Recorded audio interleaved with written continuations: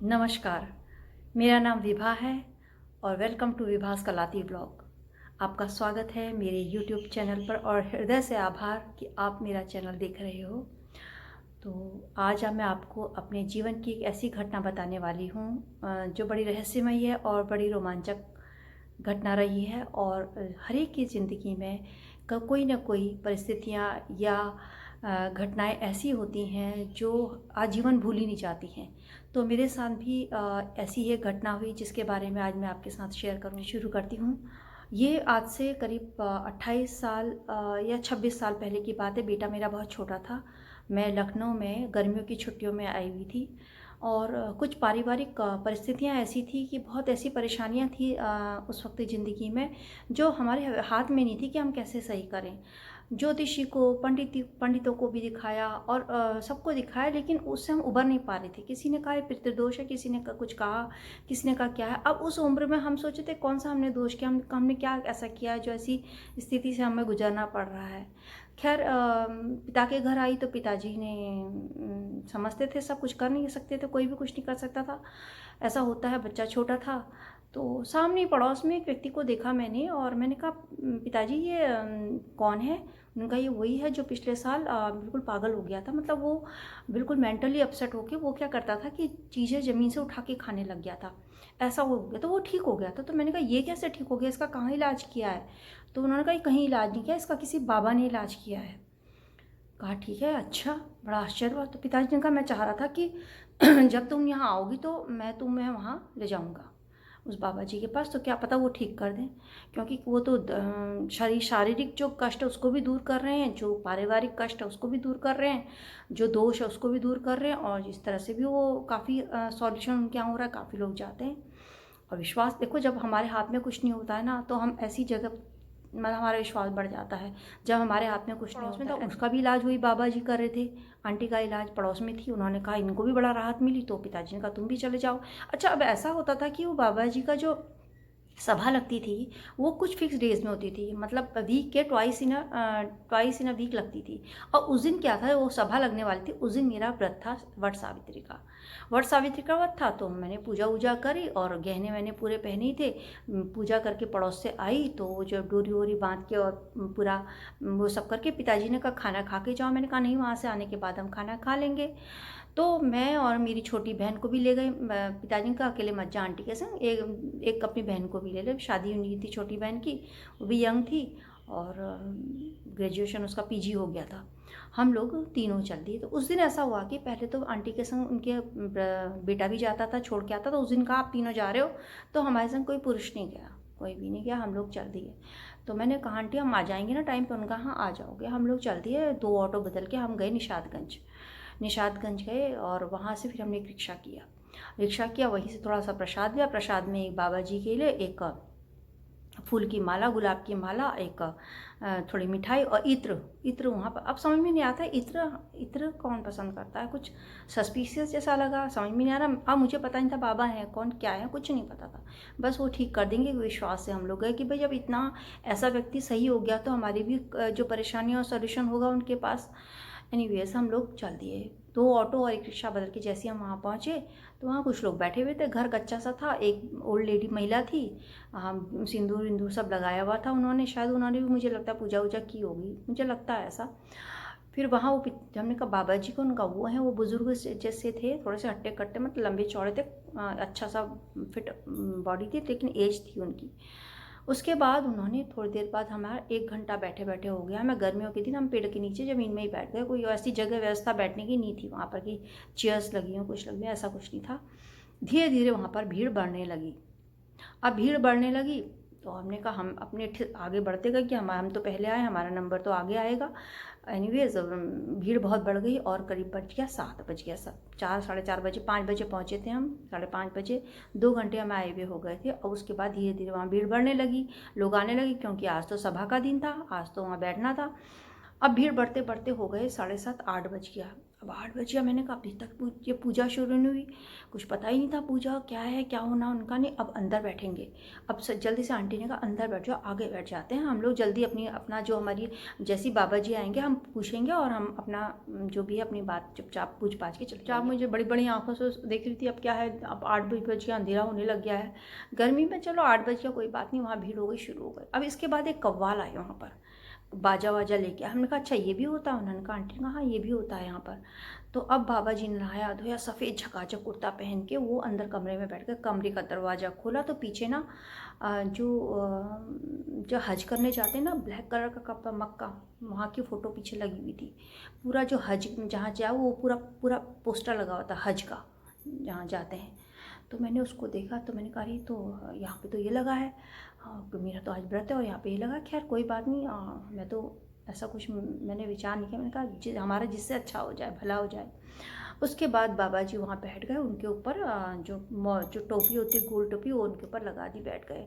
अब धीरे धीरे उनको जो है बाजा वो कव्वाली होने लगी। तो जो कव्वाली लाई थी एक लेडी आंटी लाई थी, वही उन्होंने कहा कि मेरी जो बेटी का हार्ट अटैक हो, मतलब मेरे हस्बैंड का हार्ट अटैक हो गया था, बेटी की शादी होने वाली थी, हस्बैंड बिल्कुल ऐसा हो गया था, डॉक्टर ने जवाब दे दिया था। तो उस वक्त बाबा जी ने इनको कुछ सुंघाया और कुछ मंत्र इनको कुछ फूका और कुछ ऐसे करके इनको झाड़ा तो ये ठीक हो गए। उन्होंने कहा तुम्हारी बेटी की शादी भी होगी, सब कुछ अच्छा होगा, ये स्वस्थ हो जाएंगे। तो जब इस तरह की बातें आसपास से सुन रही थी मैं, तो मेरा ना विश्वास बढ़ गया। मैंने कहा मेरा भी आज कुछ अच्छा ही होगा। अब बाबा जी बैठ गए, कव्वाली शुरू हो गई, सूफियाना गाने बढ़िया हो रहे थे और बिल्कुल ऐसा रोमांच हो रहा था, वाइब्रेशन पूरी चारों तरफ था। गाने बढ़िया, भजन भजन तो क्या कहूँगी, सूफियाना होते, कव्वाली होती और खूब, मतलब वो ऐसे प्रोफेशनल सॉन्ग गा रहे थे कि अच्छा लग रहा था। अच्छा लगने के अंदर ही अंदर डर लग रहा था। अब धीरे धीरे मैंने अपने चुपचाप मंगलसूत्र, और धीरे धीरे भारी मंगलसूत्र पहाड़ का जो होता है प्योर गोल्ड का, मैंने वो धीरे से उतार के पर्स में रखा। धीरे धीरे धीरे धीरे कान के उतारे, वो रखे। मैंने कहा आसपास भीड़ बढ़ रही है। अब एक दो लोग झूमने, अब वो जो बाबा जी इस तरह से झूमने लगे, बिल्कुल चक्री चक्री खाते हुए बाबा जी घूमने लगे। अब मेरे अपना आप ही स्वतः हाथ जुड़ गए। हम लोग तो जो हमारा कस्टमर वही करेंगे, तो मेरे हाथ ऐसे जुड़ गए। मैंने कहा कुछ अच्छा ही होगा। बस छोटे थे उम्र के उस वक्त। अब क्या हुआ कि अगल बगल एक लड़का ने कहा, वो उस पर भी पता नहीं क्या आने लगा। वो कहने लगा हमको छुओ मत, हम तुमको इस नेल से मार देंगे। अब वो डर लगा कि कहीं टच ना कर जाऊँ, किसी और को कह रहा था। अगल बगल लोग अजीब सी बातें करने लग गए, हमको ये आ रहा, हमको जिन्नात आ रहे। अब आ रहे थे जिन्नात। अब जिन्नात आ रहे, ये शब्द तो कभी सुना ही नहीं। देवी आ रही, जागरण हो रहा है, ये सब तो सुना था। अब जिन्नात आ रहे हैं तो बड़ा घबराहट भी हो रही थी। और लोगों को देख रहे तो सारे लोग थे, सब कास्ट के थे। तो थोड़ा विश्वास, जो लेडी आई थी वो श्रीवास्तव आंटी थी, मुझे जहाँ तक याद है। उसके बाद अब 1 घंटा कव्वाली गाते गाते हो गया। कव्वाल भी बड़ा उससे देख रही कि कब इनको जिन्नात आएंगे। अचानक जो लेडी थी उन्होंने चिल्लाना शुरू कर दिया कि जगह दो, हवा आने दो, हवा आने दो, ये जिन्नात को जगह नहीं मिल रही आने के लिए, हर जगह दो। ऊपर की सीढ़ियाँ, जहाँ से वो छत का दरवाज़ा था वो भी पूरा फुल, वहाँ भी लोग बैठे हुए। पीछे से दरवाजे से सब जगह तो दे रहे, ऐसे ऐसे कर रहे, थोड़ा ऐसे ऐसे कर रहे कि हवा आएगी। हवा कैसे है, पूरा जगह भरी हुई थी, जिन्नात है नहीं। अब यहाँ जिन्नात तो जो आते आते यहाँ अपनी हालत ख़राब। अब धीरे धीरे 9, साढ़े 9, 10 बज गया। वो फिर भजन गा रहे, फिर बाबा चुपचाप बैठ जाए। बीच बीच में उनको चक्र जैसे आ रहे थे, वो बहुत तेज़ी से घूम रहे थे। तो जल्दी से जो आंटी, जो लेडी थी, महिला थी, उनकी पत्नी थी, उन्होंने उनके ऊपर जो गुलाब की माला थी वो डाली, 2 माला डाली। मैंने कहा चलो मेरी माला तो डल गई। मेरा ध्यान अपने प्रसाद में ही था। मैंने कहा किसी तरह से मेरा हज हो जाए। अब 10 बज गया, 11 बज गया, तो मैं डर के मारे हालत ख़राब। मैंने कहा घर कैसे जाएंगे, पिताजी को चिंता हो रही होगी, फ़ोन वगैरह बूथ पे जाके फ़ोन भी करें तो कैसे करें, वहाँ से तो बहुत दूर, क्योंकि वो तो बीच में कब्रिस्तान पड़ता था। ये पेपर मिल के पास की घटना, जो भी मेरा ब्लॉग ये देख रहे होंगे प्लीज़ मुझे बताइएगा कि ये जगह है नहीं होगी, वहाँ पर कब्रिस्तान है, उसके पास वो बाबा रहते थे। ये बहुत साल पहले की घटना है। और मेरी सिस्टर भी ये व्लॉग ज़रूर देखेगी तो उसको भी ये याद होगा कि कैसे वो रात कैसे हमारी कटी थी। तो खैर आज तो ये मुस्कुराहट है, लेकिन उस वक्त ना हालत बहुत ख़राब थी दोस्तों, बहुत ज़्यादा। अब वो जब जिन्नात बाबा फिर से कव्वाली शुरू हुई, और कव्वालों ने इतना भयंकर सूफियाने जो गाने गाए, जो कव्वालियाँ गाई, तो अच्छा तो लग रहा था, वातावरण ऐसा हो रहा था, सब झूम रहे थे, किसी कोई नाच रहा था, किसी पे जिन्नात आ रहे, कुछ माहौल बिल्कुल अलग हो गया था। जो हमारे जागरण वगैरह से बिल्कुल अलग टाइप का माहौल था। इतनी खुशबू आ रही थी, लोबान हो रहा था। पीछे मक्का, वो जो काबा, वो जो ब्लैक पूरा होता, वो पूरा पोस्टर लगा हुआ था। और वो सब देख के तो अच्छा भी लग रहा है, विश्वास भी हो रहा, दोनों चीज़ें, मन डरा हुआ भी हो रहा, बहुत सारी चीज़ें दिमाग में उठ रही थी। अब किसको अपनी परिस्थितियों की याद थी, उस वक्त तो दिमाग से सब उतर गया था, हम पूछने क्या आए, अब ये हुआ घर कैसे जाएंगे। अब 12 या 11:30 12, फिर बाबा को फिर जिन्नात आया, लग रहा हवा आई, हवा आई आई आई, सब चुपचाप हो गए। और फिर वो कह रहे अब नहीं आई। अब कव्वाली गाते गाते हो गया करीब 12:30। दोस्तों 12:30 हो गया। मैंने अब आंटी से कहा, मैंने वाली आंटी से कहा, मैंने कहा आंटी चलें अब। आंटी कहा हाँ अब तो देर हो गई है। अब ये हुआ कि पिताजी को कितनी चिंता हो रही होगी हमारी, वो बेचारे कहाँ, क्या पता उनके यहाँ गए, वो लोग भी नहीं हमको देखने आए। उनके बेटे को तो पता ही था हम कहाँ गए हैं। तो कोई कहीं हमें पूछना, कहीं मोहल्ले में कहीं पिताजी इधर उधर परेशान ना घूम रहे। 12:30 हो गया, व्रत का दिन, भूख प्यास सब बंद। अचानक क्या हुआ, फिर 12:30 पौने 1 हो गया। मैंने कहा नहीं अब नहीं। तो उनका अरे यहाँ तो कुछ नहीं होता। बगल में 1-2 लोगों ने कहा बेटी आप चिंता मत करो, यहाँ से 1-2 बजे 3 बजे तक ये सभा ऐसी चलती रहेगी सुबह तक। तब भी जिन्नात आएंगे और बाबा तब भी बताएंगे, यहाँ से कभी किसी का बुरा नहीं हुआ, जो भी यहाँ से गया उसका बुरा कभी नहीं हुआ, यहाँ से सुरक्षित गया है। मैंने कहा अब जब जब हम पहली बार गए हमारे तो वही डर हो रहा था। मेरे सारे गहने मैंने अपने पर्स में रख लिए दबा के, और मैंने कहा प्रसाद भी चढ़ा दिया, सब चढ़ा दिया। हुआ तो कुछ भी नहीं, इतनी दूर से आए और यहाँ तो जिन्नात ही नहीं आ रहे, कब आएंगे जिन्नात। मैं ऊपर ऐसे देख रही हूँ सीढ़ियों की ओर, कब से आएँ कब हवा आए। लोगों को देख के भी डर लग रहा था। अब करते करते आंटी ने कहा चल, मैंने कहा नहीं आंटी अब चलो, मेरा व्रत भी है। अब मेरे को भूख प्यास सब बंद, और डर के हमारे पूरा अंदर से पूरा गला सूखा हुआ था। डर प्यास व्यास सब, भूख प्यास बंद, डर डर। उसके बाद बहन ने भी मेरी और बड़ी बड़ी आंखों से दिखा अब कैसे घर जाएंगे। तो आंटी ने कहा नहीं अब चलते हैं। ठीक है, हम लोग निकले। निकले तो वहाँ तो बिल्कुल सुनसान, पौन बज रहा है, और एक रिक्शे वाला मिल गया हमको। तो उसने कहा हम इतने पैसे लेंगे। हमने कहा भैया तुम पहुंचा दो बस, किसी तरह मैंने निशादगंज चौराहे तक पहुंचा दो हमको तुम। बाकी लोग सब बैठे रहे। 1-2 लोगों ने हमें आश्वस्त किया। जब मेरे डर चेहरा देखा, डर की लड़की बहुत डरी हुई है, कहा बहन बेटे पहुँच जाओगी, चिंता मत करो पहुँच। सो रिक्शे में आंटी बैठी, मैं और मेरी बहन रश्मि, हम तीनों बैठ गए। अब तीनों बैठ गए रास्ते में। अब रास्ता कैसे क्रॉस हो, अगल बगल तो कब्रिस्तान और पूरा सुनसान। अभी तो जिन्नात वाला मामला वहाँ हो रहा था, वहाँ वो आ रहे थे, आने वाले थे जिन्नात, वहाँ कव्वाली चल रही थी, वहाँ ये सब चल रहा था। और वहाँ लोबान इत्र हो रहा है, और वहाँ का माहौल, और उसके पूरा बीच का रास्ता बिल्कुल काला अंधेरा, ना स्ट्रीट लाइट ना कुछ अगल बगल। और अधिकतर जो ये सब जगह होती हैं वो हमेशा सुनसान जगह होती हैं। तो वो रास्ता ऐसा लगा कि कितनी मील, कितने किलोमीटर दूर होगा ये। हम लोग रिक्शा में बैठे, उनसे बात करते हैं, हाँ भैया यहाँ तो आते रहते हैं। हम बहुत नॉर्मल दिखा रहे थे कि हाँ यहाँ तो हम आते रहते हैं करके, जिससे कि वो कह रहा हाँ जी बहन जी ऐसा है ऐसा करके। और रात हो गया, अब 1 बज गया था, करीब करीब 1 पूरा बज गया था। हम जैसे निशादगंज पहुँचे तो वहाँ भी अब इतने बजे तो सारे ऑटो वाले भी अब रेस्ट करते हैं, रात को सो जाते हैं। चौराहे में, निशादगंज चौराहे में ओवर ब्रिज तब तक बन गया था, जो ओवर ब्रिज पहले था वो उस तब तक वो बन चुका था। तो वहाँ हम लोग पहुँचे। वहाँ जैसे ही 2-3 ऑटो वाले क्रॉस हुए, कुछ हंस रहे थे, कुछ अजीब से नज़रों से दिख रहे थे। और मैं ना आपको वर्णन नहीं कर सकती कि उस वक्त जो हमारी स्थिति हो रही थी। आज भी मैं वो मेरी रूह कांप जाती है कि हम कैसे, किस चक्कर में पड़ गए हम, आज भी लगता है ना। और पिताजी ने भी ऐसे कैसे भेज दिया। अब वो बेचारे भी, उनको भी क्या दोष देते। सोचा था जो 4 बजे गए 8 बजे, 7:30 बजे आ जाएंगे, जनरली ऐसा होता था। खैर 1-2 ऑटो गुजरे तो फिर एक, अब ऊपर से मैं अपने भगवान को याद कर रही हूँ। सबको मैंने वट सावित्री का व्रत रखा। मैंने कहा आज तो माँ मुझे बचा ले करके, कुछ ऐसे भी दोनों चीज़ें मन में मिक्स था। खैर किसी तरह एक ऑटो मिला दोस्तों, एक ऑटो मिला। वो ऑटो वाला आया, उसकी नज़रें मैं आज भी नहीं भूल सकती हूँ।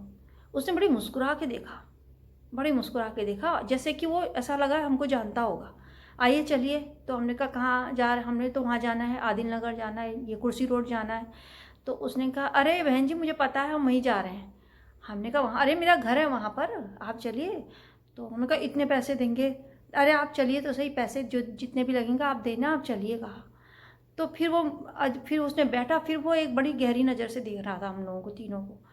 अब मैंने अपने जो पर्स था उसको और कस के पकड़ लिया।